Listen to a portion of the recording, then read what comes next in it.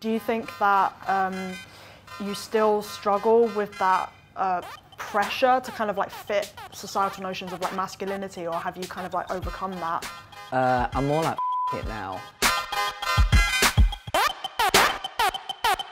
I first learned about gender and sort of that you don't have to be the gender that you were assigned at birth through TV. But were you guys ever like taught about that in school? Because for me, like, it was man, woman. Like, there was nothing else. I feel like it was quite recently I learned about kind of gender and social constructs within like my uni years. I feel like it's when I learned about it, because that's when I started to have friends who were non-gender conforming. Has anyone ever asked you what your genitals are and why? Like, is it like why do people think that's acceptable? Because you wouldn't ask anyone else who's cisgender that question. Or like if they've had a surgery yet, or like are they going to? I'm trans, so already gender meant something different to me than what is like considered the norm. It wasn't until kind of my last year of school that I found out about that term actually outside of the classroom, that I then was like, wait, what is that? That's a thing? We saw like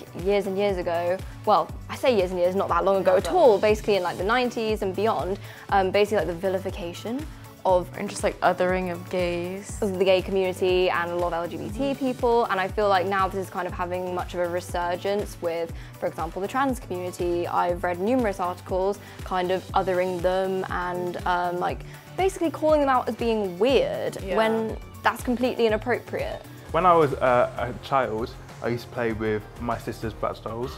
You know, I think my parents used to say that's not for boys. So it used to be like my little secret thing, like going to my sister's room, play with Bratz dolls, while she was in my room playing with my action men. So it's very like, we switched around. I do enjoy wearing heels sometimes. Like I am conventionally girly, and I remember always being told that like I didn't look gay or I didn't dress gay enough. Literally in shops there is the man's side and the woman's side, and if you look like a woman, if you present like a woman, like, and you're going over to the man's side, or you're trying on like a jacket or like men's jeans, it's like, it somehow feels wrong, but it shouldn't. Gender is fluid, is really important. It's something that like is, I feel at least on my social feeds and stuff, coming into like kind of the discourse more, but I feel like, for example, like teachers and stuff in schools and maybe like the older generation, I'm sorry guys, are just not clued up on it. Categorising boys and girls as two separate genders, saying boys have to be into blue, they have to play with action men, and girls have to be into pink and play with Barbies. I don't think that's a good way of bringing up children. Boys typically did rugby and football, and girls did netball and lacrosse.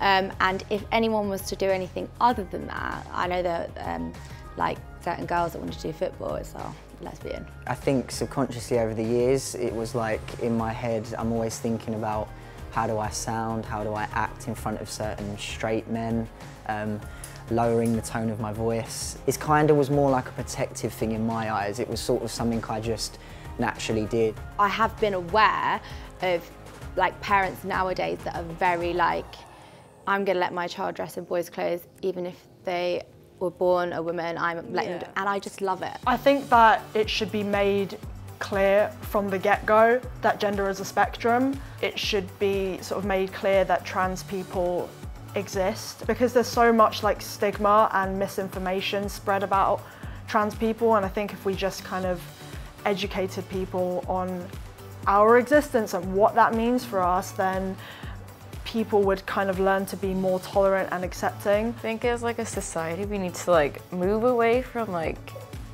gendering children, like the gender reveals. Oh yeah. Those are really cringy to watch. Women can be plumbers, men can be ballet dancers, like do whatever, just do what makes you happy and explore yourself. The more we open people's minds and have the discussion about it, which allows people to question things and ask questions and talk about it openly, the more we understand each other, the more accepting we're going to be.